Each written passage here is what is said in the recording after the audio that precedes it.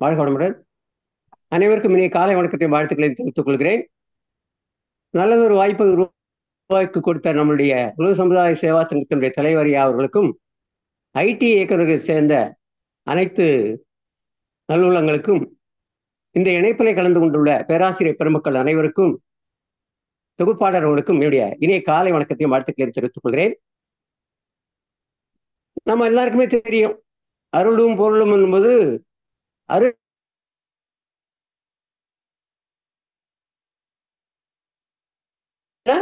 இறை உணர்வு. பொருள் என்பது நம்முடைய உடைமைகள், சுதந்திரம், அதெல்லாம் சொல்லும். அதான் சாமிஜியுடைய கவியிலே கூட அது தெளிவா சொல்றாரு. சாமிஜி ஒரு 4-5 கவியில விளக்கமா சொல்றாரு. அருள் என்ன, பொருள் என்னன்னு சொல்றாரு. ஆன்மீகம் பொருட்துறையில் இணைந்து செயலாற்ற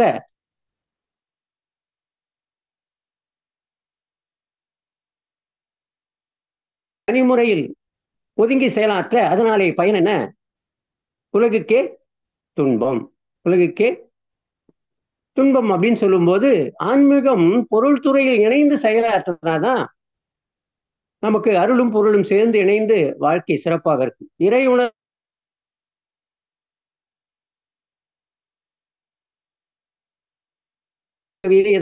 பொருள் துறையில் இணைந்து செயலாற்றணும். அப்படி செயலாற்றினா துன்பம் இல்லை. அதை விட்டுட்டு அனைவருக்கும் நன்மையாம், என்றென்றும் எப்பவுமே நன்மையா இருக்கும்.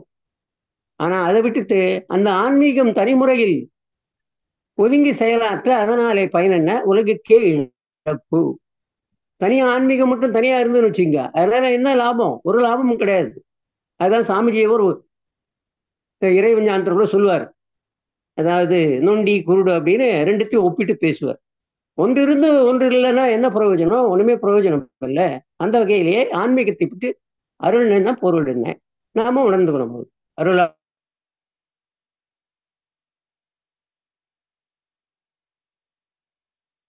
சித்தர் பெருமக்கள் ஆன்மீகத்தில் திளைத்தவர்களுடைய பூமி இது. நிறைய அருளாளர்கள் இருக்காங்க. 63 நாயன்மார்கள், 12 ஆழ்வார்கள், 4 பெருமக்கள், அதற்கு முன்ன 4 பெருமக்கள்.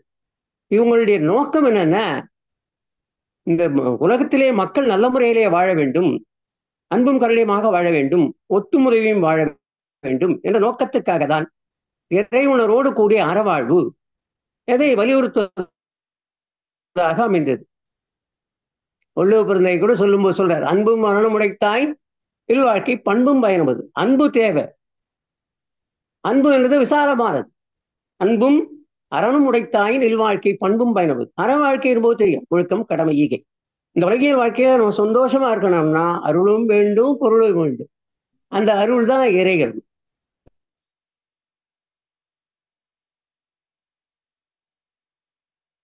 எல்லாவற்றையும் பெற்றிருக்கிறது இறைவனிடம், இறைவனுடைய கொடைதான். அப்ப எல்லாவற்றையும் பண்டைய நாளில் மனிதர் தங்கள் வாழ்வில் பசி தீர்க்கும் உணவையை இறை என்று மதித்துக் கொண்டார்கள். பின்பு ஆய்ந்து ஆகாரத்தை கொடுக்கின்ற பூமியை இறை என்று மதித்துக் கொண்டார்கள். பின்பு ஆழ்ந்து அதை தருகின்ற நீர்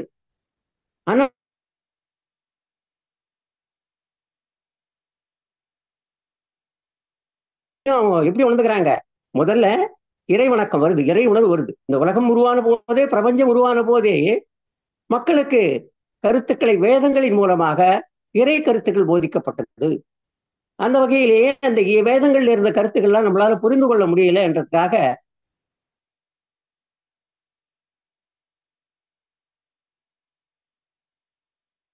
வாயிலாகும். அதுதான் தெளிவாக மக்களுக்கு புரிந்து கொள்ற வகையிலே புராண இதிகாசங்கள், அதாவது பக்தி தொடர்புடைய கருத்துக்களை கொண்ட ஒரு கதைகளை உள்ளடக்கிய விஷயங்கள்லாம் வந்தது, புராண இதிகாசங்கள். அப்போ அதுக்கப்புறம் என்ன சொல்றாங்கன்னா, இறை உணர்வுல சில சடங்கு முறைகளை கொண்டு வராங்க. மதங்கள் வருது. மதங்கள் வரும்போது அதுல என்ன சொல்றாங்களா, அந்த மதங்கள்ல சடங்கு முறைகள் சரியை, கிரியை, யோகம், ஞானம் என்று 4 வகையிலேயே இறைவனை அடைய முடியும் என்பதற்காக இறை கருத்துக்களை சொல்றாங்க. இப்போ அந்த ஆன்மீக பிரியவர்கள்லாம், சித்தர் பெருமக்கள்லாம் அந்த வகையில நம்ம பார்த்தோம்னா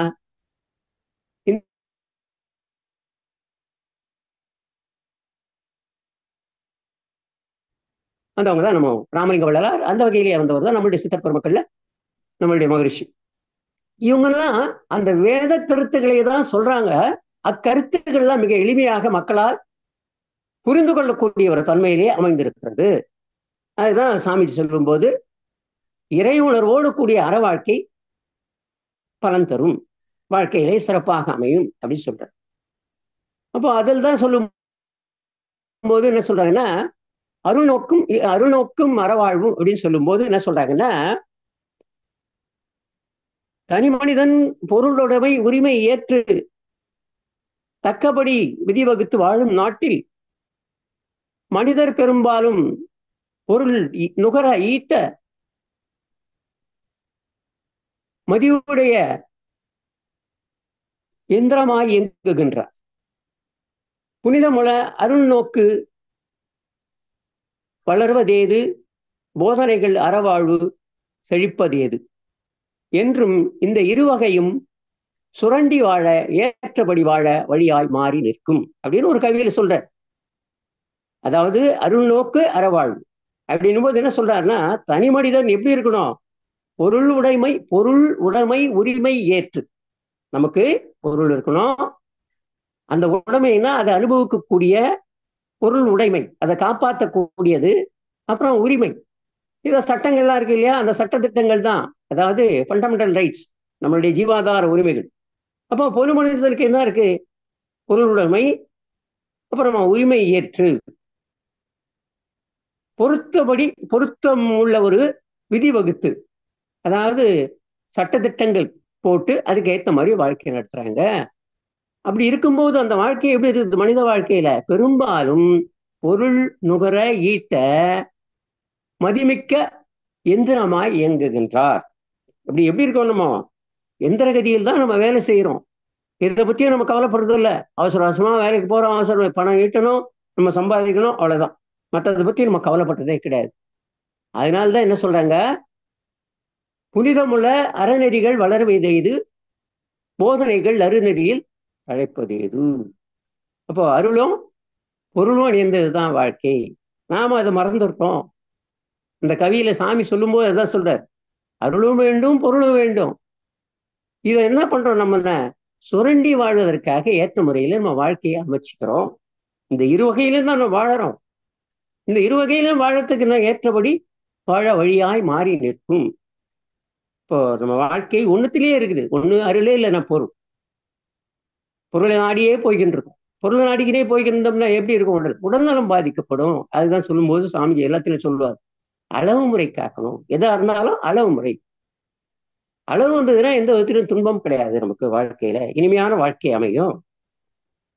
அப்போ அளவு முறை, அந்த அளவு முறையில சொல்லும்போது கூட சொல்றாங்க, உணவு உறக்கம் உழைப்பு பாலுறவு எண்ணம் இவற்றை மறுப்பதும் மிகுப்பதும் மனித உடலின் மகத்துவம் அறியாதோர் செய்கிறார். அப்போ எல்லாத்திலையும் அளவு முறை வந்துருதுன்னா துன்பம் இல்லை. இப்ப சாமி சொல்றார், அருளும் வேணும் பொருள். அருள்னா என்னன்னு சொல்றாரு, பொருள்னா என்ன சொல்றாரு. அருள்னும் போது ஆன்மீகம் பொருள் துறையை இணைந்து செயலாற்றணும், அதனால நன்மை இருக்கும். அப்போ ரெண்டுமே வேணும். ஏன்னா பொருள் வளத்தில் நல்லறிவில் உயர்வு பெற்றால் அருள் விளங்கும் வாழ்க்கையிலே அமைதி உண்டாம். அப்ப பொருள் வளத்தில் நல்லறிவில் வளர்ச்சி நம்ம அதெல்லாம் நம்ம நிறைய இருந்ததுன்னா, பொருள் வளத்துல நம்ம தேவை நிறைவு செய்த அளவுக்கு இருக்குதுன்னா சந்தோஷமா இருக்கும். நல்லறிவில் உயர்வு பெற்றால் அருள் விளங்கும் வாழ்க்கையிலே அமைதி நிற்கும். அப்போ பொருள் இருக்கு, இறை உணர்வோடு கூடிய பொருள் ஈட்டல் இருக்கு, அன்பும் கருணையும் இருக்குது. அதனால வாழ்வு எப்படி இருக்கும், நல்லா இருக்கும். பொருளின்றி அறிவு மிக அடிமை ஆண்டி, அருளின்றி பொருட்கள் மிக அறம் பிழைக்கும்னா பிழந்து போயிட்டு அப்படின்னு சொல்றாங்க. அந்த கவிதான் முதல்ல சொல்லும் போது கூட சொல்லி காமிச்சாங்க மகிழ்ச்சியுடைய கருத்து அந்த கவி. அப்போ அருளும் வேணும் பொருளும் வேணும், இரண்டுமே இரண்டு கண்கள் போல. அதை உணர்த்துவதற்காக தான் பக்தி மார்க்கங்கள்ல கடவுள் கருத்துக்களை போதித்தாங்க. கடவுள் நமக்கு மேலானவர்.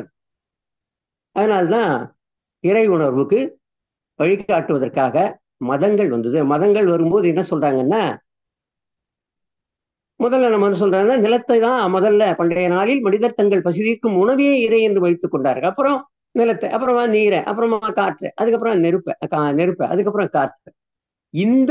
இந்த ஒரு நூற்றாண்டுல தான் காற்றினுடைய பயன்பாடு பற்றி ரொம்ப உணர்ந்திருக்கோம். அதுக்கு முன்னெல்லாம் அவ்வளவு உணர்ந்ததா கிடையாது. ஏன்னா இந்த சேட்டலைட் அதெல்லாம் வந்த பிறகு நிறைய வளர்ச்சி, விஞ்ஞான வளர்ச்சியினுடைய அடிப்படை, உன்னுடைய காற்றினுடைய இம்பார்ட்டன்ஸ் இப்பதான் புரிய ஆரம்பிக்குது.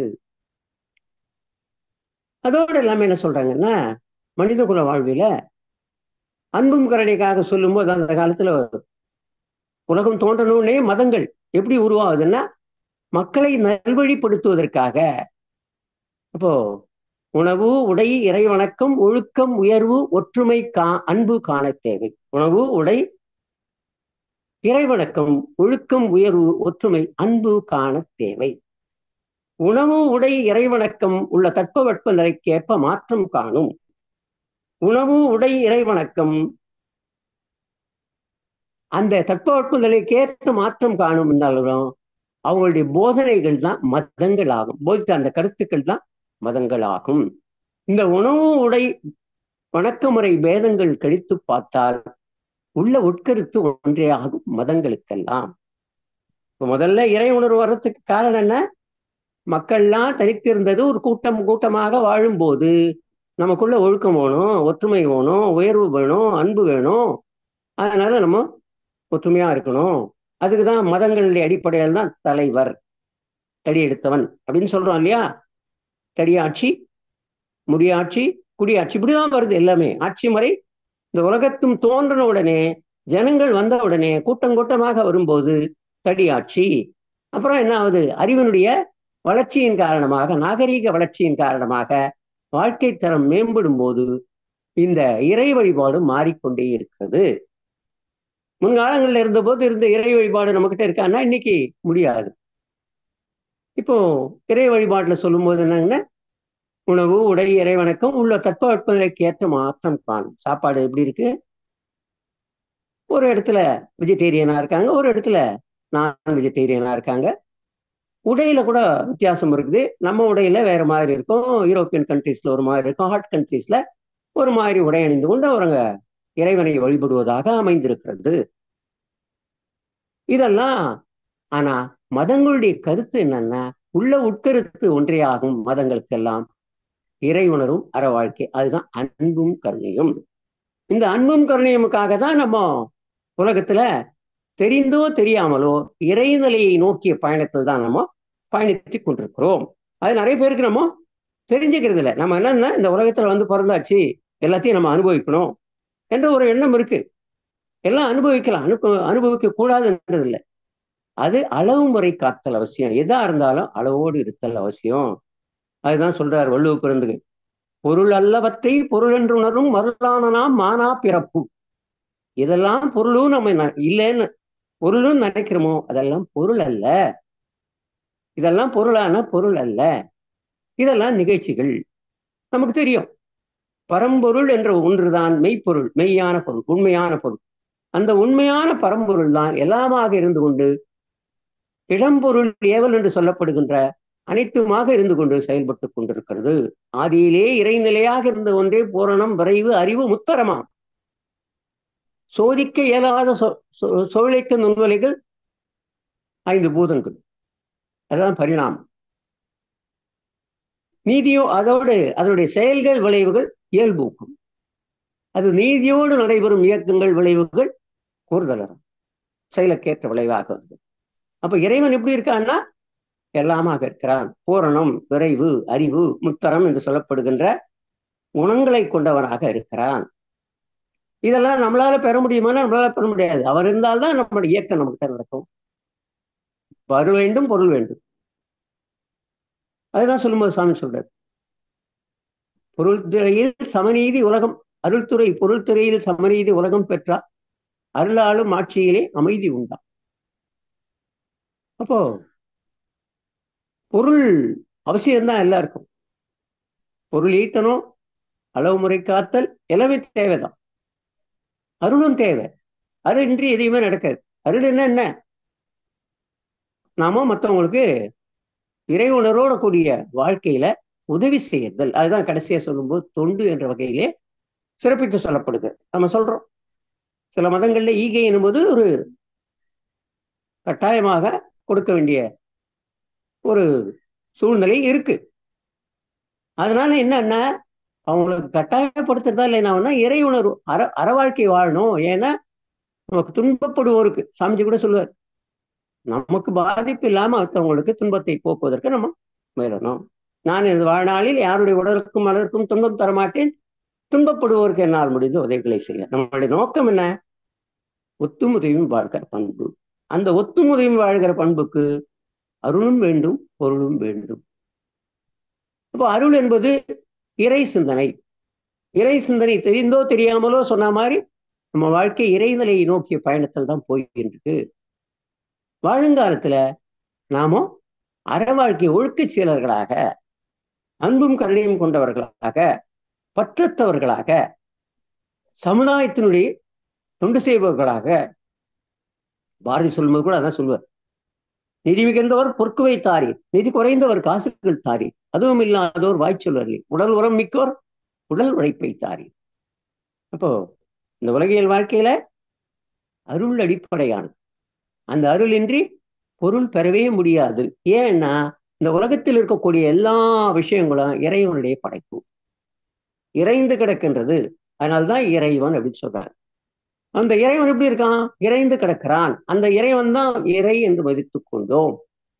சாப்பாடு கூட என்ன சொல்றாங்க? சாப்பிட்ட உடனே உணவு மனசுக்கு ஒரு திருப்தியை கொடுத்துருது. எது இருந்தாலும் இல்லைனாலும் உணவு மட்டும்தான் நம்ம என்ன சொல்றோம்? போதும். போதும் என்ற மனமே பொன் செய்யும் மருந்து. எதுல மட்டும் நம்ம போதும்னு சொல்றோம்? உணவுல மட்டும்தான் நம்ம போதும்னு சொல்றோம். அதுக்கு மேல கொடுத்தோம்னா அப்பா இனிமே சாப்பிட முடியாது சார், வேணாம். ஆனா பொன் பொருள் இதெல்லாம் போதும் என்று சொல்லக்கூடிய நிறைமுனம் வருதா? இல்ல. ஏன்னா பழக்க வழக்கத்தின் காரணமாக நம்ம ஓடிக்கொண்டிருக்கிறோம். மண் மீது பொன் கொண்டு பெண் துணையால் வாழுகின்றோம், மாற்றுவதேன் மூ ஆசை மதிகொண்டே பயன் கொள்வோம். எல்லாமே தேவை. பொருள் வேணும், அருள் வேணும், பொண்ணு வேணும், மண்ணு வேணும், பெண் வேணும். ஆனா அந்த ஒழுக்கச் சீலர்களாக வாழணும். அதுக்குதான் ஒருத்தனுக்கு ஒருத்தி என்ற வகையிலே திருமணத்தை நிச்சயம் பண்ணும். அப்போ அந்த அருள் வழங்கக்கூடிய வாழ்க்கைக்கு தான் பெண்கள் தியாகச் சீலர்களாக இருந்து கொண்டு இறைவனுடைய எல்லையற்ற ஆற்றல் உள்ள இறைவனுடைய திருவுள்ளம் என்ன? எவ்வுயிருக்கும் ஏற்றுவது திருவழியாய் வல்லமையாய் பெண்ணினத்தை வடிவமைத்தான் நிற்பதுமே வாழ்கின்ற மக்களில் வளம் அறிந்தோர் எத்தனை. இறைவன் எல்லா இடத்திலும் இருக்க முடியாது என்பதற்காக இல்லங்களிலே நமக்கு உறுதுணையாக இருந்து கொண்டு ஆடவர்களுக்கு அவர்கள் செய்கின்ற தொண்டு இறைவனுக்கு சமமானது. அவங்க எப்படி இருக்காங்க? உண்மையிலேயே தியாகிகள். அவங்களுக்கு பொறுமை, சகிப்புத்தன்மை, தியாகம் எல்லா குணங்களும் இருக்கிறது. அப்ப இறைவன் குணாதிசயங்களை பெற்றவர்கள் இந்த பெண்கள். அப்படி இருக்கும்போது அற வாழ்க்கை, அந்த அற வாழ்க்கை சிறப்பதற்காக குடும்பத்தில் இருந்து கொண்டு அந்த காலங்கள்ல எல்லாம் என்ன பண்ணுவாங்கன்னா, யாராவது ஒரு அன்பருக்கு உணவு கொடுத்துட்டு தான் இவங்க சாப்பிடக்கூடிய நிலைமை இருந்தது அந்த காலங்கள்ல எல்லாம், முன்காலங்கள்ல. இந்த காலங்கள்ல நடைமுறை மாற்றம். ஏன்னா நம்ம அவசர உலகம், நம்மளுடைய விஞ்ஞான வளர்ச்சி, இதை நம்ம அவ்வளவு சீக்கிரம் நம்ப மாட்டோம். அதுக்கும் சாமி சொல்லுவார், எந்த ஒன்று அறிந்திடில் இறைவன் முதல் உயிர் வரை எல்லாவற்றையும் உணர்த்துமோ அதுவே காந்தமாம் முந்தைய நாளில். அப்போ காந்தம் தான் எல்லாத்துக்கும். முன்காலங்கள்ல எல்லாம் நம்ப மாட்டாங்க. இது சொன்னா விளக்கம் சொல்லணும். இப்போ நம்ம என்ன கேள்வி கேள்வி கேட்போம். இந்த கேள்வி நம்ம எல்லாம் பக்தி மார்க்கம்னு போது என்ன சொல்றாங்க? உள்ளதை உள்ளவாறு என்ன பெரியவங்க சொல்றாங்களோ அப்படியே ஏற்றுக்கொள்ளுது. இப்போ இருக்கக்கூடிய அறிவுடைய தெளிவு என்ன சொல்லுது? கேள்வி கேட்டாதான் அதனுடைய விளக்கத்தை பெற முடியும். எந்த ஒன்றிய அறிந்தலில் இறைவன் முதல் உயிர் வரை எல்லாவற்றையும் உணர்த்தும் அதுவே அந்த முந்தைய அறிவோர் அகத்தவத்தால் முற்றுணர்ந்த போதும் மொழிவதற்கு ஓமை என்று முட்டிமோது என்றனர். இந்த நாள் விஞ்ஞானமோ ஏற்றம் பெற்றதால் அதை இயங்கிடும் மின்சாரம் மூலம் எல்லோருக்கும் உணர்த்தலாம். அந்த விஞ்ஞானத்தோடு அறிவின் ஞானம் இரண்டியம் அறிந்து உய்ய பாலம் ஒன்ற ஆக்க ஞானம் காந்தமாம். இறை உணர்வையும் அற வாழ்க்கையும் ஒன்றிணைத்து பேசக்கூடிய ஒரு தன்மை எப்போ வரும்? விஞ்ஞான வளர்ச்சியில காந்தத்தினுடைய தன்மை பற்றி விளக்கம். காந்தம்னா தெரியும், நம்மளை பொறுத்தவரை என்ன சொல்றோம், நம்மன்னா ஜீவகாந்தம்னா தெரியும். ஏன்னா நம்ம இந்த கல்வியில இருக்கிறதால நம்ம ஜீவகாந்தம் அப்படின்னா தெரியும். ஆனா பொதுவான கருத்துனா ஒரு ஆற்றல், உடல்ல இருக்கக்கூடிய ஆற்றல். இந்த ஆற்றல் எப்படி வருது? இறைவன் தானே நம்முள்ள இருக்கான். விண்ணென்ற நுண்ணண்டுதான் உடலுக்குள்ளே விரைந்தாற்றும் உயிராம் ஜீவாத்மா அத்தை. நுண்ணணுவின் தன்மையால் அறிவமைந்து நுழைபுலனாய் இயக்க ஒழுங்காய் ஆற்றும்.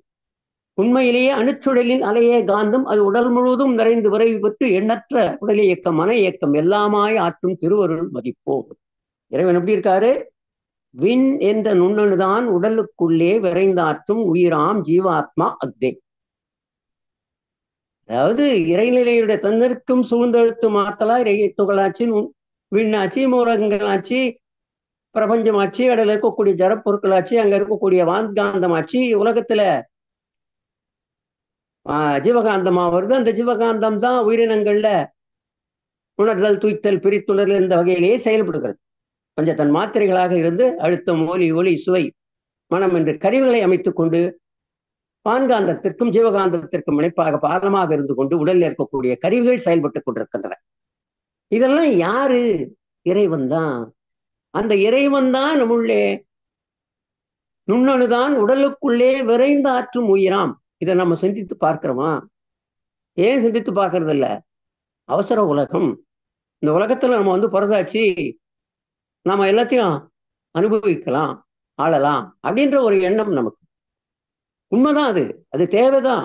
அடிப்படை உரிமைகளை நம்ம நிறைவு செய்து கொள்ளலாம். ஜீவாதார உரிமைகள், சுதந்திரம். அந்த சுதந்திரமே பிற நலம் பாதிக்கப்படாத வகையிலேயே செயல்பட வேண்டும். அதுக்குதான் இறை உணர்வு வேணும். எல்லாவற்றுக்கும் காரணம் இறைவன். நம்ம எப்ப சொல்லுவோம்? எல்லாம் நம்மளால செய்ய முடியாத ஒரு சூழ்நிலை வரும்போது, அப்பா நீ தான் என்னை காப்பாற்றணும். டாக்டரே என்ன சொல்றாரு? அவர் எல்லாம் நான் முயற்சி பண்ணி பார்த்தேன் சார், இனிமே நீங்க உங்க கடவுளை, இஷ்ட தெய்வத்தை வேண்டிக்குங்க, இறைவன் தான் அதை காப்பாற்றணும் அப்படின்னு சொல்றாங்க இல்லையா? அதுதான் அந்த இறைவன் இருக்காரு, எல்லாமாக இருக்கிறா. விண்ணென்ற நுண்ணணுதான் உடலுக்குள்ளே விரைந்தாச்சு. நுண்ணணிவின் தன்மையால் அறிவமைந்து நுழை புலனாய் இயக்க ஒழுங்காய் order function in everything and everywhere. எல்லாவற்றிலையும் இயக்க ஒழுங்காக இப்படிதான் பண்ணணும். அதாவது பேட்டர்ன், ப்ரிசிஷன் அண்ட் ரெகுலாரிட்டி. அதாவது வடிவம், துல்லியம், ஒழுங்குமை. இறைவன் எப்படி இருக்கான்? வடிவமா இருக்கிறான், உயிரா இருக்கிறான்.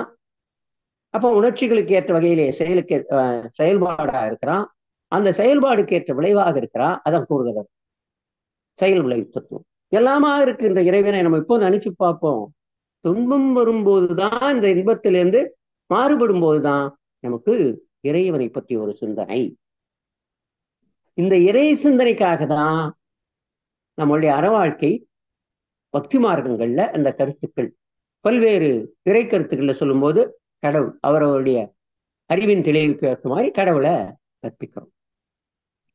ஏதாவது வீரத்திற்கு ஒரு, அப்புறமா மூலாதாரத்து மூன்று கடல் எனும் போது ஔவையார் சொல்லும் போது கணபதி, ஒவ்வொரு சென்டருக்கு ஒரு கடவுள் அப்படின்னும் போது நம்ம என்ன பண்ணோம்? அதாவது ஒரு தொழிலுக்கு ஏற்ற ஒரு கடவுள். அதுதான் நம்ம 5 விதமான நிலங்கள்: குறிஞ்சி, முல்லை, நெய்தல், பாலை அப்படின்னு. குறிஞ்சி, முல்லை, மருதம், நெய்தல், பாலை அப்படின்னு 5 விதமான நிலங்களாக பிரித்து அந்த 5 நிலங்களுக்கு ஏற்ற வகையிலே இறைவனை அவங்க கற்பித்து கொண்டு இறை உணர்வை பெற்றார்கள். ஆனா இறைவன் யாரு? சுத்தவெளி ஒன்றுதான் தெய்வம்.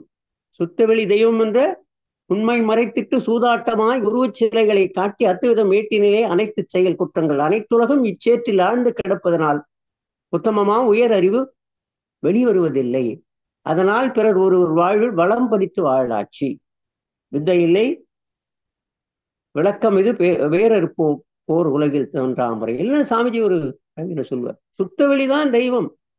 அந்த உண்மை மறைத்திட்டு கண் காது மூக்கு வைத்து கருத்திற்கு கடவுள் தன்னை சிறுமையாக்கி புண்பட்ட நெஞ்சங்களை மேலும் புண்ணாய் போய் திகைத்து வாழ்வில் கண்கலங்கி நிற்போருக்கு கடவுள் தன்னை கருத்தின் வாயிலாக விளக்குவதே இக்காலத்திற்குரிய துண்டாகும். கடவுள் எப்படி இருக்காரு?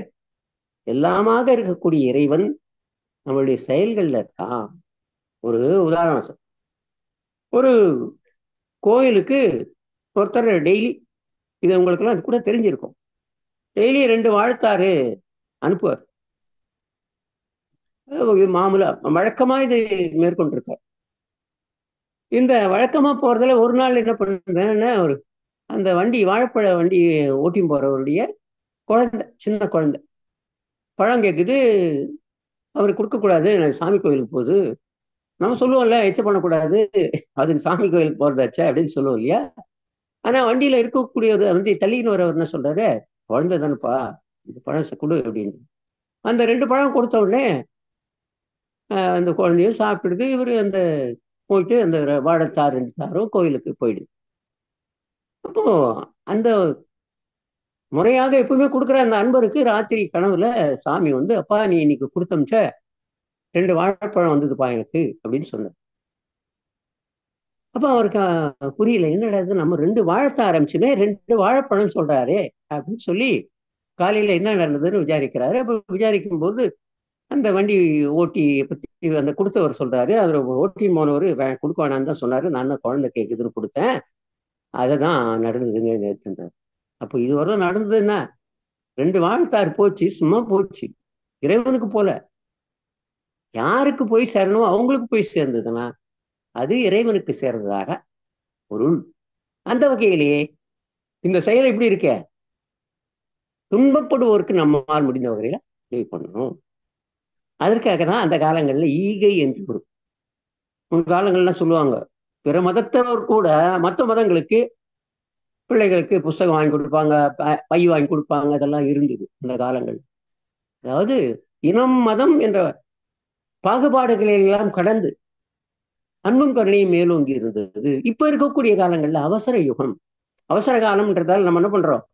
எல்லாவற்றிலும் வேகம், விரைவு, சிந்தனை ஆற்றல் குறைபாடு. சிந்தித்து செயல்படணும் இதா இருந்தாலும்.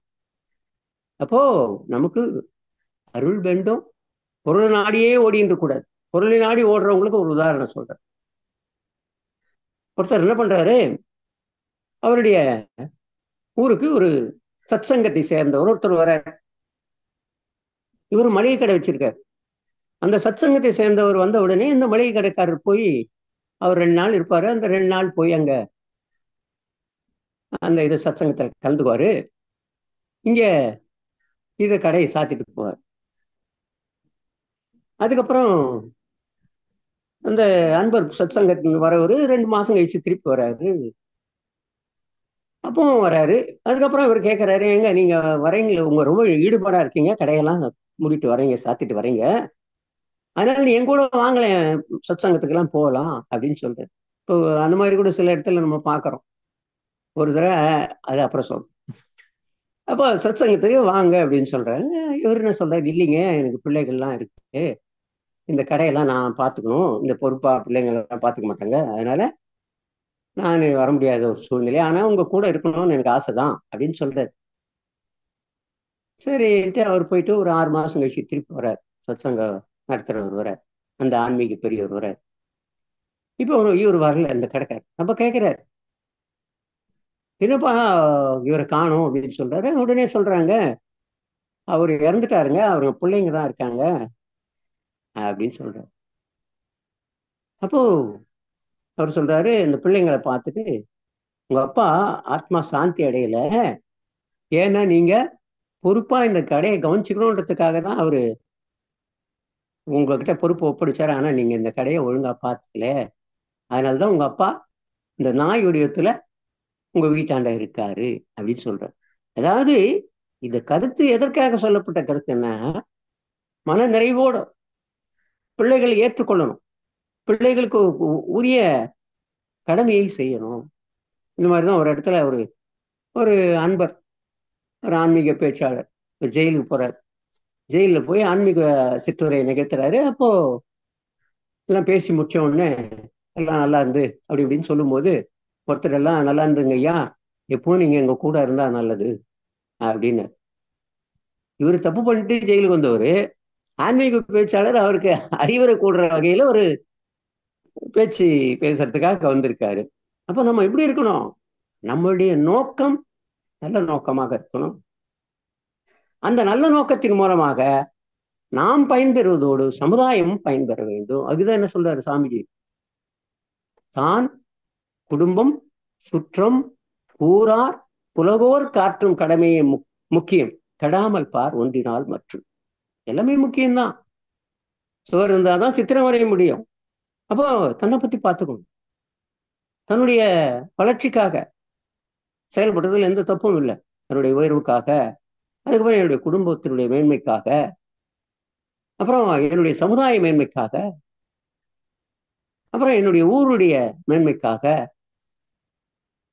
அப்புறம் உலகத்தினுடைய மேன்மைக்காக நம்மளுடைய பங்களிப்பு கட்டாயம் இருக்கணும். அதுதானே அந்த ஆன்மீக பெரியவர்கள்லாம் விட்டுட்டு போயிருக்காங்க. ஆன்மீகத்துல தலை சிறந்த பெருமக்கள்லாம் சித்தர் பெருமக்கள். முதல்ல ஆரம்பிச்சோம்னா நால்வர் பெருமக்கள்ல இருந்து வந்ததுன்னா 63 நாயன்மார்கள், 12 ஆழ்வார்கள், அதுக்கப்புறம் இந்த சித்தர் பெருமக்கள், இவரெல்லாம் நமக்கு இறையுணரோடு கூடிய அற வாழ்க்கையை தான் சொல்லியிருக்காங்க. இந்த அற வாழ்க்கையினால் நம்ம என்ன பண்ணோம், நாம பயன்பெறுவதோடு சமுதாயம் பயன்பெறத்தக்க வழிகளில் நம்ம ஈடுபடணும். முடிந்த வரையில நம்ம உதவி செய்யணும். ஒத்தும் உதவியும் வாழ்கின்ற பக்குவத்தை பெறணும். நமக்கு தெரியும், நம்ம இந்த பயிற்சி முறைகள்ல வந்ததால இறையுணர்வு, இறைவன் தான் யாரு அப்படின்றத நம்ம தெரிஞ்சுக்கணும். முன்காலங்கள்ல எல்லாம் இறையுணர்வு சொல்லும் போது என்ன, கடவுளை பயமுறுத்தி நம்ம சொல்லுவாங்க. கண்காது மூக்கு, அதை என்ன சொல்றோம்னா, அதாவது அந்த இதுதான் கண்காது மூக்கு வைத்து கருத்து, அதாவது கடவுளுக்கு ஒரு கதை சொல்லுவோம். இந்த பசங்களுக்கு என்ன சொல்லுவாங்க, சின்ன பசங்களுக்கு கடவுள் கண்ணை குத்திடுவாரு அப்படின்னு அப்ப சொல்லுவாங்க. அப்ப நம்புவாங்க. இப்ப நம்புவாங்களா? விஞ்ஞான வளர்ச்சி என்று வந்து அறிந்திடில் இறைவன் சொன்னார் இல்லையா, காந்தம், காந்த ஆற்றலை உணர்ந்து கண்டா அது ஈஸியா எல்லாருக்கும் உணர்த்த முடியும். இந்த காந்தம் தான் இந்த உலக இயக்கத்திற்கு காரணமானது, உடல் இயக்கத்திற்கு காரணமானது. உடல்ல ஏதாவது உயிராற்றல் குறைவு ஏற்பட்டதுன்னா அது உடலை பாதிக்கும். அதுதான் வான்காந்த ஜீவகாந்தமாக இருக்கிறது என்பதை இப்போ நம்ம சொன்னோம்னா புரிஞ்சுக்குவாங்க. அப்ப ஆற்றல் இழப்பிற்கு காரணம் என்னன்னா, இறை சிந்தனையோடு கூடிய அற வாழ்க்கை தான். இறைவனையே இல்லை, ஒண்ணுத்திலேயே இருக்கக்கூடாது. கெடாமலும் பார் ஒன்றினால் மற்ற எல்லாமே வேணும். இறைவனே கோயிலே அப்படி இல்லை, வேலையே கதி அப்படி கிடையாது. எல்லாவற்றிலையும் அளவு முறை காத்தல். அப்படி அளவு முறை காக்கும் போது துன்பம் இல்லாத இனிமையான வாழ்வு நமக்கு கிடைக்கும். அறம் பிழறாத வாழ்வு. அதுதான் சொல்றாரு, வையத்துள் வாழ்வாங்கு வாழ்பவன் மானுரியம் தெய்வத்துள் வைக்கப்படும். உலகத்துல நல்ல முறையில வாழ்கின்றவருடைய வாழ்க்கை எல்லாராலையும் போற்றப்படுதல்ல, வானுரியும் தெய்வத்துள் வைக்கப்படும். இறைவனுக்கு சமமானவனாக பாவிக்கப்படுவான்.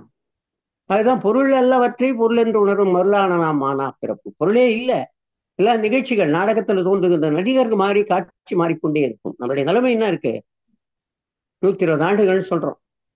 அந்த 120 ஆண்டுகள்ல நம்ம முறையா கழிக்கிறதே குறைஞ்ச பேர் தான். ஆனா இப்ப இருக்கக்கூடிய விஞ்ஞான வளர்ச்சியின் காரணமாக ஓரளவு 90 95 வயசு எல்லாம் கூட இப்ப ஆவரேஜா இருக்கு. முன்னெல்லாம் அப்படி கிடையாது, 50 55 தான் ஆவரேஜ் ஏஜ் ஆஃப் இந்தியன்ஸ். இப்ப அப்படி இல்லை. விஞ்ஞான வளர்ச்சியினுடைய காரணமாக 90 வயசுல சர்வசாதாரணமா இருக்காங்க. அதனால இதை உணர்ந்து கொள்வதற்கு நம்ம என்ன செய்யணும், இழப்பு, ஆற்றல் இழப்பு ஏற்பட்டதுன்னா உடல் உயிர் போகுது அப்படின்றத தெரிஞ்சுக்கிறோம். அதனால விஞ்ஞானத்தினுடைய மூலமாக, அந்த உந்து சக்திகளின் மூலமாக, மருந்தினுடைய மூலமாக நம்மளுடைய ஆயுளை நீட்டித்துக் கொள்கிறோம். அப்படி நீட்டித்துக் கொள்றதால துன்பம் இல்லாம இனிமையான வாழ்வு கிடைக்குது. ஆனா இதெல்லாம் உணர்ந்தாலும் கூட இதுக்கெல்லாம் யார் காரணம்ன்றத உணர்ந்து கொள்ளணும். உள்ளம் பெருங்கோயில் ஊன் உடம்பாலை, ஊனுக்குள் நீ நின்று உழவினதை காணாமல் நான் என்று எண்ணி நல்லறிந்தேன் பூரணம். பட்டம்தார் சாமி, முதல்ல திருமூலர் சாமி, அவங்க எல்லாம் என்ன சொல்றாங்க, உள்ளம் பெருங்கோயில். முதல்ல இதை பாரு. உடம்பு நல்லா இருந்தாதான், நல்ல உடல் நலமாக இருந்தா மனசு நல்லா இருக்கும். அதான் இனிமை காத்தல் சொல்லுவோம். நம்ம தான் தெரியும், நமக்கு 4 வகையில இனிமை காத்தல். உடலுக்கும் உயிருக்கும், உயிருக்கும் மனசுக்கும், தனக்கும் சமுதாயத்திற்கும், தனக்கும் இயற்கைக்கும். இது அருளும் பொருள் என்பது வேற ஒண்ணுமே இல்லை. இறை உணர்வும் அற வாழ்க்கையும் கூடிய வாழ்க்கை தான், வேற ஒண்ணுமே கிடையாது. இறை உணர்வு பெறணும், அற வாழ்க்கை வாழணும். பற்றுக பற்றத்தான் பற்றினை எப்பற்றை பற்றுக பற்றுவிட. பத்திலேயே இருக்கக்கூடாது. இப்ப வீடு சொன்னா இல்லையா, வாங்கும் கடனும் தேங்கும் பணமும் வாழ்வின் பலம் பறிக்கும். எப்படி ஆகும்? பொருள் இருந்ததுன்னா அது எப்படி காப்பாற்றுறதுன்னு புரியாது. அதுக்குன்னு வேணான்னு சொல்ல, பொருள் வேணான்னு சொல்ல, பொருள் வேண்டும். முறையாக ஈட்டணும், அந்த முறையாக மற்றவங்களுக்கு கொடுத்து உதவணும். அப்படி வாழும்போது வாழ்க்கை சிறப்பாக அமையும். எல்லாராலையும் போற்றப்படக்கூடிய பெருந்தகையாக நாம விளங்குவோம். அதனால என்ன சொல்றோங்க, அருள் வேண்டும் பொருள் வேண்டும் போது இப்ப இருக்கக்கூடிய காந்த ஆற்றல் மூலியமா நம்ம என்ன சொல்றோம், உடல்ல நோய்க்கு காரணம்னா உடல்ல இருக்கக்கூடிய காந்த ஆற்றல் இழப்பு. அதுக்குதான் என்ன சொல்றோம், முறையாக பயிற்சிகள் செய்யணும். நம்ம மன்றங்கள்ல வந்தவங்க எல்லாம் என்ன சொல்றாங்க, மனவளக்கலுக்கு முன்னும் மனவளக்கு பின்னும் அப்படி சொல்லும் போது என்ன சொல்றோம், வரத்துக்கு முன்ன கையே தூக்க முடியாதுங்க, இப்போ எவ்வளவு நல்லா இருக்குது. காரணம் என்ன, உடல்ல இருக்கக்கூடிய ஜீவகாந்த ஆற்றலை முறைப்படுத்துறோம். அப்படி முறைப்படுத்தும் போது நோய் எதிர்ப்பாற்றல் பெறுகிறது. நமக்கு தெரியும், சாதாரணமா சொன்னா புரியாது. ரத்த ஓட்டம், வெப்ப ஓட்டம், காற்றோட்டம், இந்த 3 ஓட்டங்கள் முறைப்படுத்தப்பட்டால் காந்த ஓட்டம், உயிரோட்டம் சீராக அமையும் அப்படின்னு நம்ம சொல்லுவோம். ஆனா அவங்களுக்கு புரிய ஆரம்பிக்கும், வெளியில இருந்து வரவங்களுக்கு. ஓஹோ, அப்ப இறைவன் எப்படி இருக்கான், நம்முள்ளே அருளாட்சி நடத்தி கொண்டிருக்கிறான். It is blessed by the divine. நமக்கு இது கொடுக்கப்பட்டதெல்லாம் இறைவனால் அருளப்பட்டது. நமக்கு வாழ்கின்ற வாழ்க்கை இறைவனால் அருளப்பட்டது. நாம என்ன நினைச்சுங்கிறோம், நானே சம்பாரிச்சிட்டேன், நான் தான் எல்லாத்தையும், நின்றால் 3 அடி, படுத்தால் 6 அடி. என்ன கொண்டு வந்தோம், என்ன கொண்டு போக போறோம். வாழுகின்ற வாழ்க்கை என்னும் போது பிறப்பிற்கும் இறப்பிற்கும் இடைப்பட்ட காலத்துல இருக்கக்கூடிய காலம்தான் வாழ்க்கை. இந்த வாழும் காலத்திலே அன்பும் கருணையுமாக ஒத்துமுதலியும் சமுதாய நோக்கத்தோடு வாழ வேண்டும். அதை சொல்வதற்காக தான் புராண இதிகாசங்களை கதைகள் சொல்லப்பட்டது.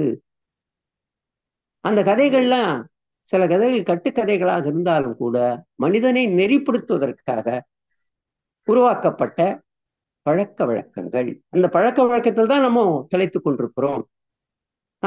நாம பயிற்சி முறைகள்ல வரும்போது பழக்கத்தை வழக்கமாக மாற்றி அந்த வழக்கத்தை பழக்கமாக்கி கொள்ள வேண்டும்.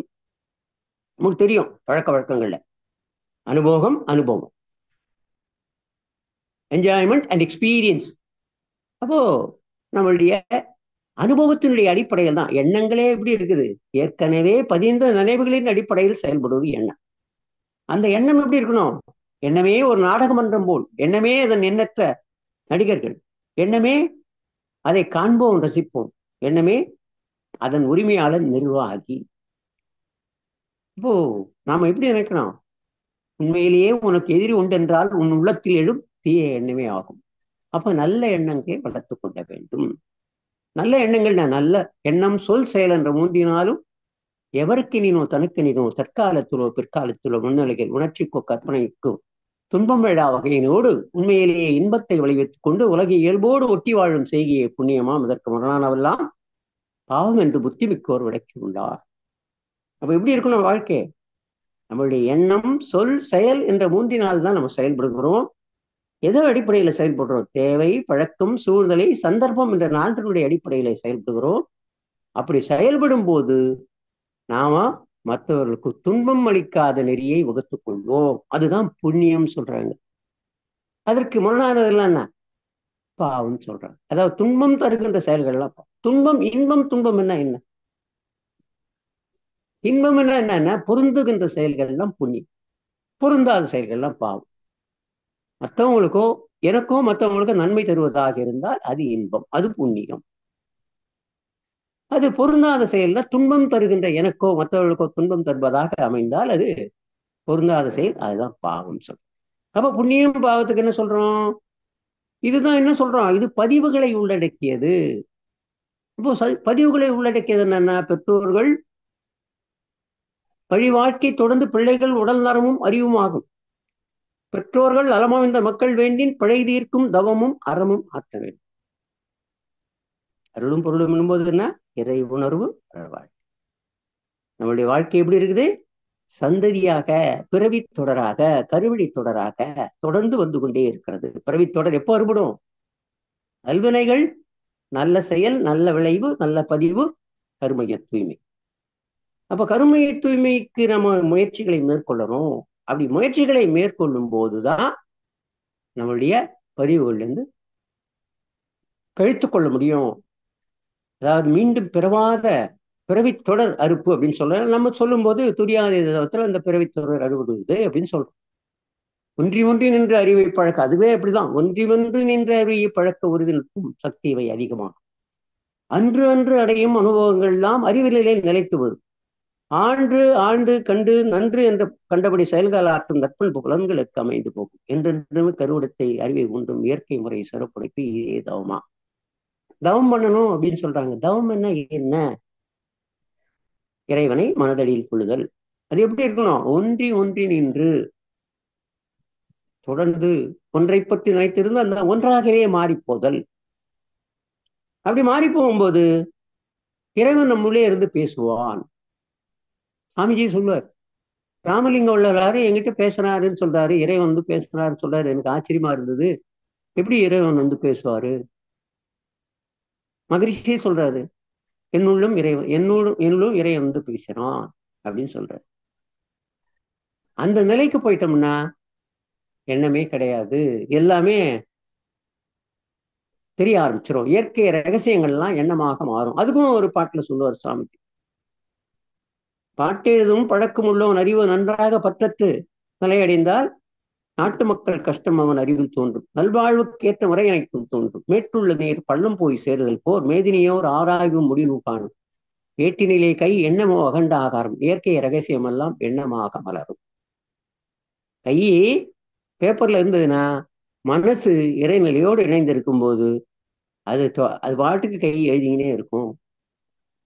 அதுதான் இன்ப ஊற்றாய் நிறைந்த இறைவன். அப்போ இன்ப ஊற்றா இறைவன் தான் இன்ப ஊற்றா இருக்கிறான். அதுதான் உயிரெறிந்தால் அறிவறியும் உலகங்கள்லாம் உயிர்க்குள் இருக்க காணும். உயிரறியா அறிவு நிலை மாயையாகும். ஒப்பற்ற உயிரெறி ஞானமாகும். எல்லாவற்றிலையும் உயிரை உணர்ந்து கொள்ளுதல். ஏன்? இறைவன் தான் உயிரா இருக்கான். ஆன பொருட்கள் அனைத்திலும் ஒன்றாய் அறிவாய் விளங்கும் முதல் ஜோதினான். இறைவன் தான் எல்லாம் உயிரிலையும் அறிவா இருக்கிறா. அத்தகைய சிறப்பு வாய்ந்த இறைவனை நம்ம முதல்ல மனதில் கொள்ளணும். அதுதான் பக்தி மார்க்கம். அந்த பக்தி மார்க்க கருத்துக்கள்லயே நம்ம ஊறி இருக்கிறோம். அதுல இருந்து ஒரு படி மேலே ஏறி வரணும். ஆன்மீகத்துல தெளிவு பெற்ற பிறகு அதுதான் சரியை, கிரியை, யோகம், ஞானம். ஞானம் என்பது அறிவின் தெளிவு. இப்போ அறிவின் தெளிவுல வரும்போது பக்தி மார்க்கத்துல முதல்ல என்ன சொல்றாங்க? சரியை, கிரியை, யோகம், ஞானம் வந்து வேற ஒண்ணும் இல்லை. சரியை என்னும் போது கோயில்ல சில பணிகளை செய்யறது, கோயிலை சுத்தப்படுத்து, உழவார பணியெல்லாம் பண்றோம் இல்லையா, அதெல்லாம் சரியை தான். கிரியை என்றது மந்திர உச்சாடனங்கள், அதெல்லாம் பண்றது, பூஜித்தல், அதெல்லாம். அப்புறமா யோகம். யோகம்னா இணைந்த வாழ்க்கை. மனுஷன் இறைநிலையை நம்ம மனதடியில் கொள்ளுதல், அதெல்லாம் பூஜை புனஸ்காரம் பண்ணி நம்மளுடைய தெளிவு பெற்ற நிலைக்கு வர்றது. ஞானம் என்பது அறிவின் தெளிவு. இருந்த இடத்தில் இருந்து கொண்டே இறைவனை காணுதல். அப்போ கோயில் போகணும்னு அவசியம் கிடையாது. இருக்கிற இடமே மனமே கோயில், இருக்கிற இடமே கோயில் என்ற வகையில தெளிவு பெற்ற நிலையில நினப்பு கிடையாது. எண்ணம் சொல் செயல் என்ற மூன்றினாலும் நல்லதையே காணுது. இன்முகம் இனிய சொல், நல்லதே நினைத்தல், நல்லதே சொல்லுதல், நல்லதே செய்தல். இதுதான் அந்த ஞானத்துக்கான தெளிவு. அதை தான் நம்ம என்ன சொல்றோம்? அது சொல்லுவது அருள்நெறி கூட சாமி சொல்லுவார். அருள்நெறின்னா என்னன்னா, அருள்நெறின்றதுன்னு இரண்டு உறுப்பு உண்டு. ஒன்று அறம், இறை இறை உணர்வு, அறவாழ். பொருள் உணர்ந்தால் இறை உணர்வாம், இறை உணர்ந்தால் அறம் தழைக்கும். இப்போ அருள் நெறி என்னும் போது என்ன, இறைவனை பற்றி ஒரு சிந்தனை இருந்தாதான். ரெண்டு விஷயங்கள் இருக்கு, இறை உணர்வு, அறவாழ்க்கை. அப்போ இறை உணர்வு அடிப்படையானது. அது இன்றி மற்றதெல்லாம் பெற முடியாது. ஏன்னா இறைவன் தான் நம்முள்ள உயிரா இருக்காரு. உயிர் இருந்தாதான் உலகங்கள்லாம் உயிர்க்குள்ள இருக்க காணும். உயிரறிய அறியலை மாயையாகும். ஒப்பற்ற உயிரறிய ஞானமாகும். இப்போ உலகத்தில் இருக்கக்கூடிய எல்லாருமே இறைவனுடைய படைப்பு என்பதை உணர்ந்து கொண்டு நாமோ செயல்களை செய்ய முடியும். அதனால அன்பும் கருணையும் மேலோங்கும். அதுதான் என்ன சொல்றாங்கன்னா, அவரவருடைய தெளிவுக்கு ஏற்ற மாதிரி, அறிவின் தெளிவுக்கு ஏற்ற மாதிரி பாதையை தேர்ந்தெடுத்துக் கொள்ளலாம். பக்தி மார்க்கம், ஞான மார்க்கம். அப்படி ஞான மார்க்கம் வரும்போது என்ன, சிந்தனை ஆற்றல் மேம்படுகிறது. அந்த சிந்தனை ஆற்றல் மனிதனுக்கு மேம்படும் போது உள்ளது உணர்தல், நல்லது செய்தல், அல்லது விடுதல், பிறர் துன்பம் கண்டு இறங்குதல் வேண்டும். அந்த வகையிலே நம்மளுடைய மனவளக்கலை மன்றங்கள்ல இந்த பயிற்சி முறைகள் கொடுக்கறதால நம்ம என்ன தெரிஞ்சுக்கிறோம்? உடல் ஒரு வாகனம், அதுல இருக்கக்கூடிய உந்து சக்தி ஜீவகாந்தம். இந்த ஜீவகாந்தத்தை முறைப்படுத்திக்கணும்னா உடற்பயிற்சியின் மூலமாக உடல் நல்லா இருக்கும். அதுக்கப்புறம் நம்மளுடைய தியான பயிற்சியின் மூலமாக நம்முடைய மனசை நல்லா வச்சுக்கலாம். அப்புறமா காயகல்ப பயிற்சியின் மூலமாக உயிரை வளமாக வைத்துக் கொள்ளலாம். ஏன்னா நோயோடு ஒரு நாள் போறது ஒரு யுகம் போற மாதிரி இருக்கும். நோய் இல்லாம நல்ல வளமாக இருந்தா இன்னும் ஒரு 120 வருஷம் இன்னும் கூட நிறைய எக்ஸ்ட்ரா இருக்கலாமா அப்படின்னு தோணும். என் பேரனுக்கு பார்க்கணும், என் பேத்தி கல்யாணத்தை பார்க்கணும் அப்படின்லாம் நம்ம நினைக்கிறோம் இல்லையா? அந்த மாதிரி வாழக்கூடிய ஒரு தன்மை நமக்கு கிடைக்கும். அதுக்கப்புறம் நம்மளுடைய அகத்தாய்வு பயிற்சிகள், அதாவது அகத்தவம், அகத்தாய்வு, குணநல பேரு, முழுமை பேரு, இந்த பயிற்சிகள் இருக்கிறதால நம்ம எளிய முறையில இதெல்லாம் உணர்ந்து கொள்ளக்கூடிய தன்மை நமக்கு கிடைக்குது. இந்த பயிற்சி முறைகள் போதனையோடு கூடிய சாதனை மார்க்கமாக இது அமைந்துள்ளதால நமக்கு இந்த அருளும் பொருளும் என்பது தெளிவாக புரிய ஆரம்பிக்கும். சாமியே என்ன சொல்றாரு, ஒரு கவியில சொல்வாரு அவரு, பொருள் ஈட்டும் காலத்தே அருள் துறை மேற்கொண்டேன், பொறுக்கவில்லை குடும்பத்தார் வீட்டை விட்டு பிரிந்து வெளியே வந்தேன், அருள் வேண்டி தவம் இருந்தேன் ஊர் பொறுக்கவில்லை, அங்கிருந்து சென்னை வந்தேன் ஆசிரமம் கண்டேன், மிரல்கின்றார் மக்கள் பல்லோர் உடல் பிணியார் வாடி, மீட்க சில மருந்துகள் செய்யும் தொண்டேற்றேன், அதே எங்கும் தடுப்போர் உண்டென்றால் எனக்கு இடம் மேலே நடையாகும் அப்படின்னு சொல்றார். சாமிஜி படாத துன்பமா? அப்போ எதையாவது ஒண்ணு விட்டாதான் வாழ்க்கையில உயர முடியும். மற்றவருடைய நலனுக்காக நம்மை அர்ப்பணித்துக் கொள்ள வேண்டும். இல்லைன்னா மகரிஷி வந்திருப்பாரா, ராமலிங்க வள்ளல் வந்திருப்பாரா, அப்புறமா வேத விற்பனர்கள் சொல்ல ஆன்மீக பெரியவர்கள்லாம், அந்த சித்தர் பெருமக்கள்லாம் வந்திருப்பாங்களா? அவருடைய கொடைதானே நம்ம வாழ்ந்து கொண்டிருக்கிறோம். அந்த அன்பளிப்புல நம்ம வாழும்போது நாம ஒவ்வொருத்தருக்கும் செய்ய வேண்டிய கடமை இருக்கிறது. அதனால இறை உணர்வோடு கூடிய அற வாழ்க்கை தான் அருளையும் தரும், பொருளையும் தரும். அந்த வகையிலேயே நாம இரண்டையும் இரண்டு கண்களாக பாவித்துக் கொண்டு செயல்பட்டோம் என்றால் இறைவன் இல்லாம நம்ம வாழ்க்கை நடக்காது. அதுதான் என்ன சொல்றாங்க, கருமைய கருமைய தூய்மைக்கு சொல்லும்போது சொல்றார், பெற்றோர்கள் குரு அரசன் தெய்வம் என்ற ஐவர் பெருமதிப்பை வணங்கி அறிவால் நலம் காண்போம், சுற்றத்தார் தான் குடும்பம் சுற்றம் ஊர் என்று சொல்லும் 5 பிரிவினருக்கும் கடமை செய்தே வாழ்வோம் அப்படின்னு ஒரு. அப்ப கருமையை தூய்மை பெறணும்னா என்ன? நாம மதிக்கணும். அப்படி மதிக்கும் போது இறைவன் நம்ம உள்ளே இருந்து நம்மளுடைய செயல்களை ஒழுங்குபடுத்துவார். அப்போ அருளின்றி பொருள் இல்லை, பொருளின்றி அருள் இல்லை, இரண்டும் இரண்டு கண்களாக பாவித்து நம்மளுடைய வாழ்க்கையில் அறம் பிழறாமல் நாமோ பிறவியின் நோக்கத்தை ஈடு செய்வதற்காக வாழ்க்கையை அமைத்துக் கொள்ள வேண்டும். அதுக்குதான் மனவளக்கலை. இந்த பயிற்சிகள் தான் நம்மளை ஊக்குவிக்கும், நம்முடைய சாதனை மார்க்கத்திற்கு ஒரு வழிவகுக்கும், நம்முடைய வாழ்க்கையை உயர்த்துவதற்காக. குறிப்பா இந்த பயிற்சியில வந்த பிறகுதானே நமக்கு எல்லாமே தெளிவு வருது, குறைஞ்சிருக்கும், 5 அளவு முறை எல்லாமே வந்திருக்கும் இல்ல? இதுக்கு முன்னெல்லாம் இந்த தெளிவு வந்திருக்குமா? இருக்காது. யாரா இருந்தாலும் நம்ம கேட்டோம்னா சொல்லுவோம், ஆமா இங்க வந்த பிறகு நிறைய மாற்றங்கள் இருக்குது. அப்போ அருள் வேண்டும், பொருளும் வேண்டும். அதை அடைவதற்கான நல்ல மார்க்கத்தை நாம தேர்ந்தெடுத்து கொள்ளணும். அது பொருளாக இருக்கலாம், அது பக்தி மார்க்கமாக இருக்கலாம், அல்லது ஞானமாக இருக்கலாம். அவருடைய அறிவின் தெளிவுக்கு ஏற்ற மாதிரி அதை அமைத்துக் கொள்வது சால சிறந்ததாகும். ஏன்னா நம்மளுடைய பெற்றோர்கள் வழி வாழ்க்கை தொடர்ந்துதான் பிள்ளைகள் உடல்நலம் அறிவும் அமையுது. அதனால பிறவி சந்ததிகளுடைய தொடரு நம்மளை நம்பிதான் இருக்கு. நம்மளுடைய வித்து தொடராக வருகிறது. இந்த வித்து தொடரை சிறப்பாக அமைத்துக் கொள்வதற்கு, மீண்டும் பிறவாத ஒரு நிலையை பெறுவதற்கு அன்பும் கருணையுமாக செயல்பட்டோம் என்றால் இறைவன் நம்முள்ளே இருந்து கொண்டு நமக்கு வேண்டிய ஆற்றலை வழங்கி கொண்டிருப்பான். அப்போ அருளும் பொருளும் இன்றி இந்த உலகம் இயங்காது. எப்படி சூரிய சந்திரன் இருக்கா மாதிரி இந்த உலகம் இயங்குவதற்கு காரணமா அருளும் பொருளும் அடிப்படையானது. இதுதான் அந்த அடிப்படையில சொல்லும்போது அன்பும் கருணையும். அந்த அன்பும் கருணையும் தான் இறை உணர்வு, அற வாழ்க்கை. இது நமக்கு தெளிவாக விளங்கி இருக்கும். இதை நம்ம வாழ்நாள்ல கடைபிடித்தோம் என்றால் இன்பமான வாழ்வு அமையும் என்பதை சொல்லிக்கொண்டு என்னுடைய உரையை நிறைவு செய்கிறேன். வாழ்க வளமுடன், வாழ்க வளமுடன், வாழ்க வளமுடன். நன்றி. வாழ்க வளமுடன். தற்போது கேள்வி பதில் நிகழ்ச்சியில் இணைவோம். வாழ்க வளமுடன். முதலாவது அன்பராக சென்னையிலிருந்து கிருபாநிதி அம்மா அவர்களை அன்போடு அழைக்கின்றோம். வாழ்க வளமுடன் கிருபாநிதி அம்மா. சந்திராமா வாழ்க வளமுடன். ஐயா வாழ்க வளமுடன் ஐயா. ஐயா வாழ்க வளமுடன். மைக் ஐயா ஐயா மைக் ஆன் பண்ணிக்கோங்க ஐயா. ஐயா வாழ்க வளமுடன். வாழ்கோடன் ஐயா. அம்மா ஐயா வாழ்கோடன். ஐயா ரொம்ப சிறப்பியா. அதாவது இறை உணர்வோடு உள்ள அறவாழ்வு, அதுக்கு அருள் எப்படி வேணும் அப்படிங்கிறத அழகா எடுத்து சொன்னீங்க. ரெண்டாவதுயா, அருள் நோக்கு அந்த அறவாழ்வுக்கு அந்த அந்த அருள் எப்படி இருக்கணுங்கிறதையும் அழகா சொன்னீங்க ஐயா. ஆனா அருளின்றி பொருள் பெற முடியாது அப்படிங்கிறத நீங்க சொன்னீங்க. இப்ப எனக்கு அதுல ஒண்ணு என்ன டவுட்னா, இப்ப எனக்கு தெரிஞ்சுட்டு எங்க ஊர்ல எல்லாம் ஒரு 2-3 தலைமுறையா அவங்க சிரமங்களை அனுபவிக்கிறாங்க. ஆனா கூட அவங்க அருள் குறைஞ்சதே கிடையாது. அந்த சாமியை நம்ம உடனே கண்ணு கெட்டு அதெல்லாம் கிடையாது. அவங்க அப்படியே இது எனக்கு கொடுத்த இறைவனுடைய வரம்னு சொல்லி அப்படியே தலைமுறையாக அதை அனுபவிக்கிறாங்க. ஆனா சில பேரு ஆடம்பரத்துக்கு சாமி கும்பிட்டுட்டு ஒரு அந்த படையல் போடுவாங்க, சொந்தக்காரெல்லாம் கூப்பிட்டு காரா நிக்கும். நானும் போயிருக்கேன். அந்த மாதிரி கூப்பிட்டுட்டு பொருள் அவங்கள்ட்ட வந்துகிட்டே தான் ஐயா இருக்கு. இதுக்கு காரணம் என்னய்யா? ஒருத்த அருளோட வாழ்றாங்க, ஒருத்த பொருளோட வாழ்றாங்க. ரெண்டு இணைந்து வாழ்றவங்க தமிழ்நாட்டிலேயோ எங்கேயோ ரொம்ப குறைவா தெரியுற மாதிரி எனக்கு தோணுதுயா. நன்றி ஐயா, வாழ்க வளமுடன். சொல்றது கரெக்டு. எந்த ஒரு நிகழ்வு இருந்தாலுமே பதிவுகளை உள்ளடக்கியதுன்னு சொல்றோம் இல்லையா?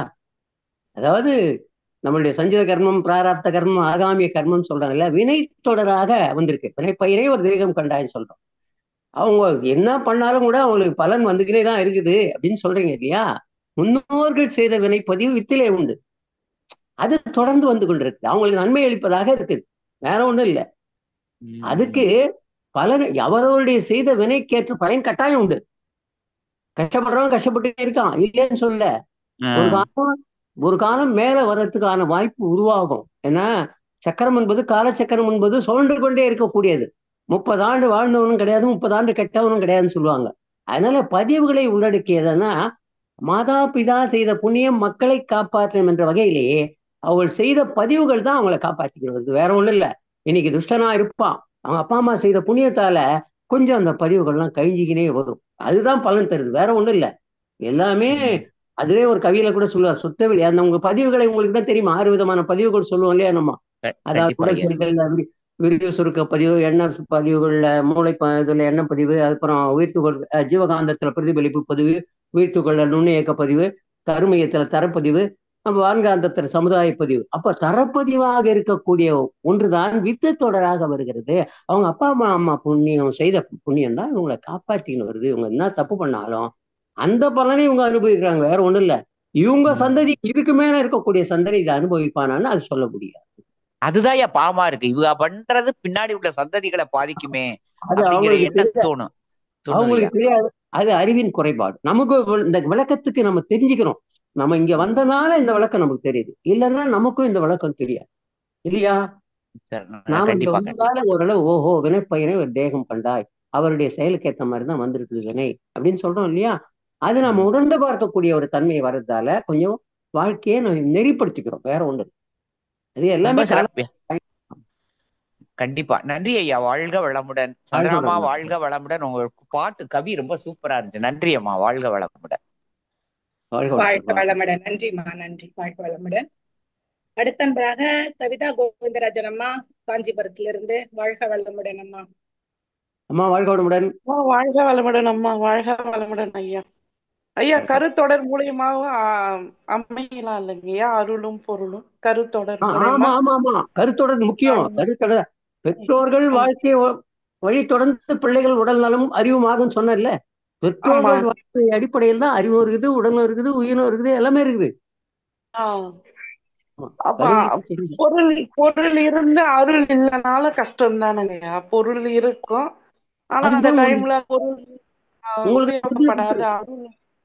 கடவுள் புத்தியை கொடுத்துறாரு, உடலை கொடுத்துறாரு, நான் பழச்சிக்க வேண்டியது நம்ம நம்ம கையில் தானே இருக்குது. இப்போ நல்ல உடல், ஆரோக்கியமான உடல் கொடுத்தாச்சு, நல்ல அறிவு கொடுத்தாச்சு. அறிவு எல்லாமே கொடுத்த பிறகு நம்ம தானே பயன்படுத்தணும். நம்ம பயன்படுத்தலைன்னா அப்புறம் யாரை குறை சொல்ல முடியும் இல்லையா? நம்மளுடைய குறைதானே.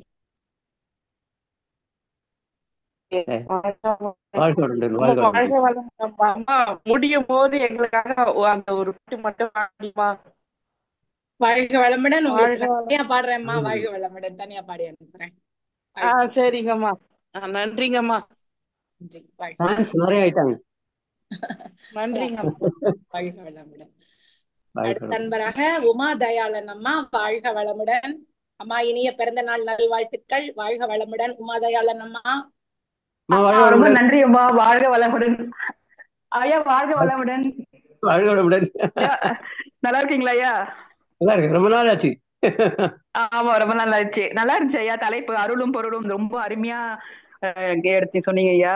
இந்த சரியை கிரியை ஞானம் யோகம் பத்தி ரொம்ப தெளிவா சொன்னீங்க. அதுல இந்த கிரியை வந்து எனக்கு ரொம்ப டவுட்டா இருந்துச்சு. நீங்க அது சொன்னது நல்லா புரிஞ்சுது ஐயா. அப்புறம் அந்த உள்ளம் பெருங்கோயில் ஊனுணவு ஆலயம் பத்தி அந்த கவியை பத்தி ரொம்ப சூப்பரா சொன்னீங்க. ரொம்ப நல்லா இருந்துச்சு. நானும் கேட்டேன், அம்மாவும் கேட்டாங்க. சரி சரி சரி. அம்மா போன்லயே வச்சு கொடுத்துட்டேன். அம்மா ஃபுல்லா கேட்டாங்க. ஆனா நான் பாதிதான் வந்தேன். எனக்கு நீங்க உங்களது எனக்கு தெரியல. எனக்கு தெரியாது, தெரியும். கொஞ்சம் வேலை இருந்ததுனால வச்ச உடனே உங்களுக்கு பார்த்து ரொம்ப சந்தோஷமாயிடுச்சு. கிருத்திகல்ல. அப்புறமா இது வந்தா எனக்கு அனுப்புங்க ஐயா. அந்த ரெக்கார்டிங் அனுப்பு. வந்துச்சுன்னா எனக்கு. சரி சரி சரி. யூடியூப்ல அம்மா வந்து கேட்டேன்னு சொல்லுங்க. யூடியூப்ல வந்துடும். அம்மா கேட்டேன்னு சொல்லுங்க ஐயா. நான் அப்புறம் உங்களுக்கு கால் பண்றேன். சரிம்மா. ஓகே ஐயா, நன்றிங்க அம்மா. நன்றிங்க அம்மா. சந்திரம்மா ரொம்ப நன்றி. வாழ்க வளமுடன். வாழ்க வளமுடன். ஸ்கை யோகா டிவி யூடியூப் சேனலுக்கு சப்ஸ்கிரைப் பண்ணுங்கம்மா. அதுல வரும், பாத்துக்கோங்க. ஓகேமா ஓகேமா. நன்றி அம்மா. வாழ்க வளமுடன். அவங்க எஸ்ஆர்எம் ஸ்டூடெண்ட்மா. SRM student. எம்எஸ்சி. சரிங்க எம்எஸ்சி.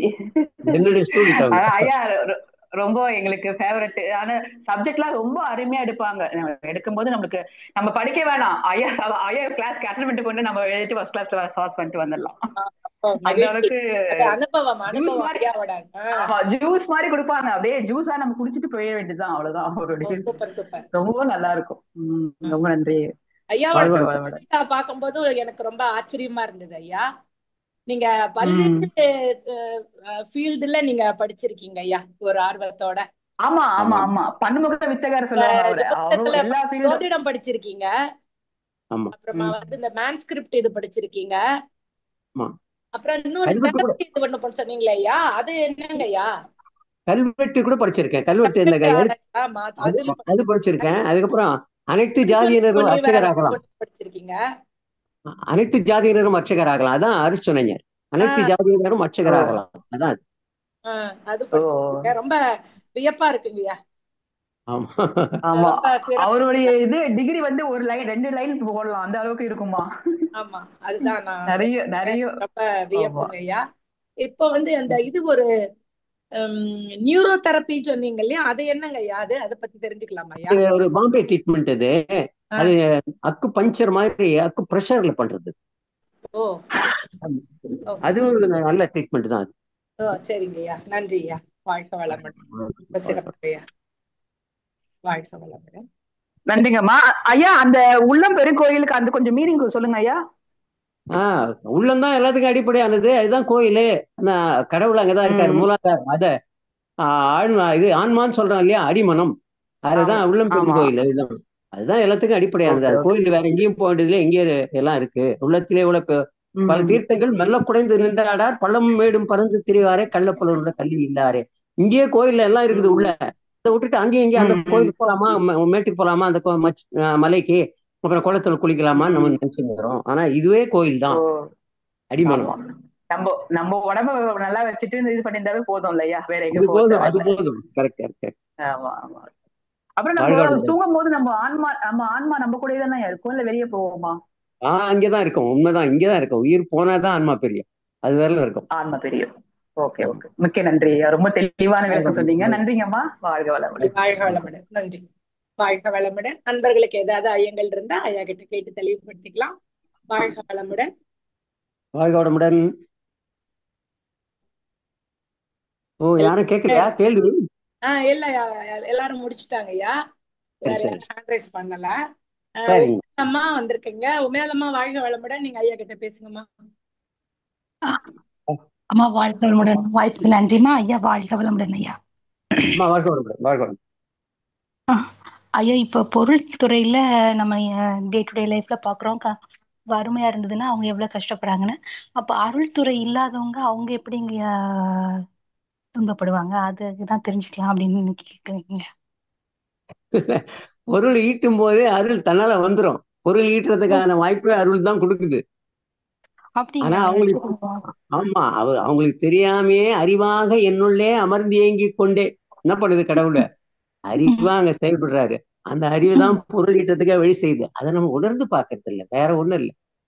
அதனால அவங்களுக்கும் அந்த அருள் நெறி இருக்கு, இல்லைன்னு சொல்ல முடியாது. அதனால அருளும் பொருளும் இணைந்துதான் இருக்குது. ஆனா ஒரு சிலர்கிட்ட அருள் மேலோங்கி இருக்கும், ஒரு சிலர்கிட்ட பொருள் மேலோங்கி இருக்கும். அதாவது அருளும் பொருளும் இணைந்துதாம்மா இருக்குது. அதாவது பொருள் இருக்கு அருள் இல்லைன்னு இது இல்லை.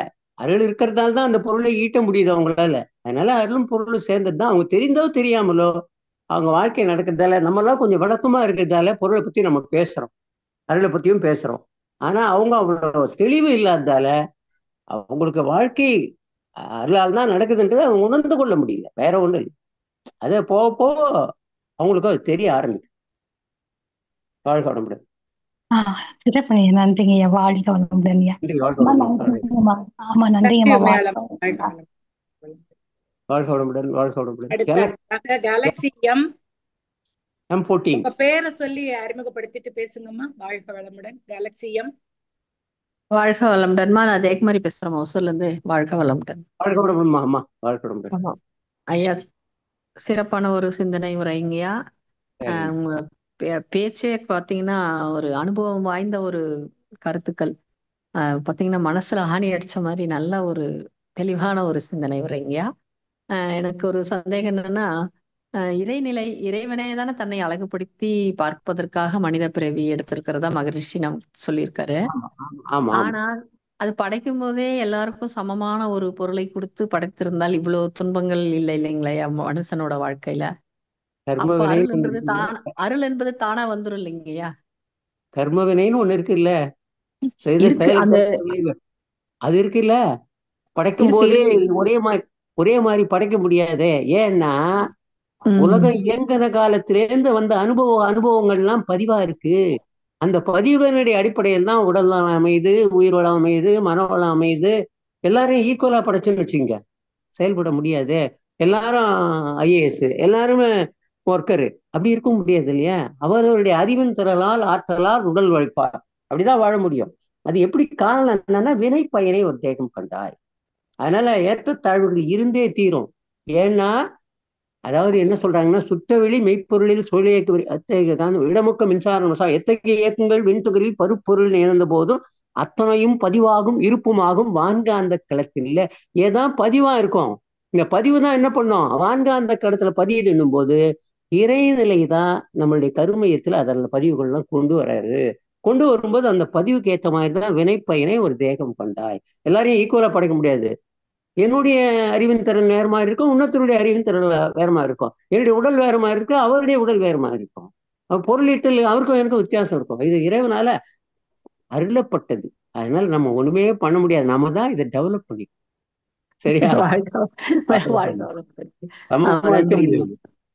சந்திராமா, ஒரே ஒரு சந்தேகம் எனக்கு. நான் முதல்ல வரல, நான் கொஞ்சம் லேட்டா வந்த வேலை இருந்தால. அந்த பாடல் மட்டும் ஏதோ சொன்னாங்க, அது கொஞ்சம் எனக்கு தனியா அனுப்புங்கம்மா பாடி. சரிங்க. சரிங்க, ரொம்ப சிறப்பான விளக்கம்யா. வாழ்த்துக்களையா. நன்றிங்கய்யா. வாழ்க வளமுடன். நன்றிங்கம்மா சந்திரமா. வாழ்க வளமுடன். வாழ்க வளமுடன்.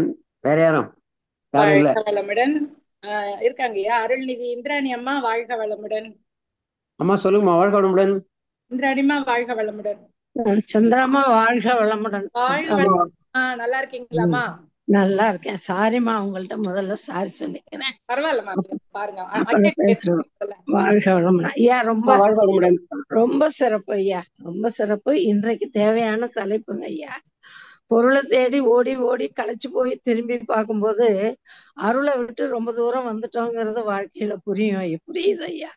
இப்போ உங்களுடைய பேச்சை கேட்கும்போது நிச்சயமா அதுதான் தெரியுது. ஏன்னா யாரையாவது அணுகி வாங்க பண்றதுக்குன்னு சொன்னா இப்ப இல்லைங்க, என்னங்க இன்னும் கொஞ்சம் நாளாகட்டும், உழைக்க வேண்டியதெல்லாம் இருக்கு, கடமைகள் இருக்கு அப்படிம்பாங்க. ரெண்டும் இணைந்தது தானே புரிஞ்சுக்கிறது இல்லை. இப்ப நீங்க சொன்ன பிறகு இந்த சொற்பொழிவுலாம் அவங்க கேட்கணுங்க. அந்த மாதிரி ஆட்களோட மனசுல இது பதியணும். இயல்பா ஒரு அறிவுரை சொல்ற மாதிரி இல்லை, சொற்பொழிவா இல்லை, பரஸ்பரம் ஒருத்தருக்கு ஒருத்தர் பரிமாறிக்கிற மாதிரியான பேச்சு பேசுறீங்க. அதனால மனசுக்கு ரொம்ப இதமா இருக்கு ஐயா. ஆஹா, நம்ம இதெல்லாம் தவற விட்டுருக்கோம், இப்படி இருந்திருக்கோம் அப்படின்னு பின்னோக்கி பார்க்கவும் சொல்லுது. ரொம்ப நன்றி ஐயா. இதெல்லாம் நம்ம அனுபவத்தின் அடிப்படையில் தான் பேசுறோம். அனுபவம் வரல. ஆமாங்க ஐயா, ஆமா. நம்மளே நானே என்னையே நொந்துக்கிறேன். ரொம்ப நாளைக்கு பொருளை தேடி ஓடியே களைச்சு போயிட்டேங்கிறத ஒத்துக்கிறேன் ஐயா. நான் அருளை நம்ம தேடும் போது அது நம்ம கிட்ட வரமாட்டேங்குது, கொஞ்சம் லேட் ஆகுது. அதுதான். வாழ்க வளமுடன். நன்றி ஐயா, வாழ்த்துக்கள். ரொம்ப ரொம்ப நன்றி. வாழ்க வளமுடன், வாழ்க வளமுடன். சந்திரபான், நன்றி அம்மா. வாழ்க வளமுடன். அம்மா, உங்களுக்கு இறையோட அருளும் குருவோட அருளும் பரிபூரணமா இருக்கு. நீங்க ஏன் குறப்பட்டுக்கிறீங்க? வாழ்க வளமுடன். பத்தலம்மா, அந்த பற்றாக்குறை அருள்லதாம்மா எனக்கு பற்றாக்குறை. அதனாலதான் அது கிடைக்கல, இன்னும் கொஞ்சம் கிடைக்கல, இது பார்க்கலையே, இத போய் பார்க்கலையே அப்படின்னு மனசு அல்லாடுதே ஒழிய இது போதும், இந்த வயசுக்கு நமக்கு நிறைவுன்னு வரவே மாட்டேங்குது. அதான் உங்களை மாதிரி எல்லாம் நினைக்கும் போது நம்ம எல்லாம் ஒண்ணுமே இல்லையே, தூசி அப்படின்னு யோசிக்க சொல்லுது. ரொம்ப நன்றி அம்மா, வாழ்த்துக்கள். வாழ்க வளமுடன். உங்களை விசாரிக்காம விட்டுட்டேன். ரொம்ப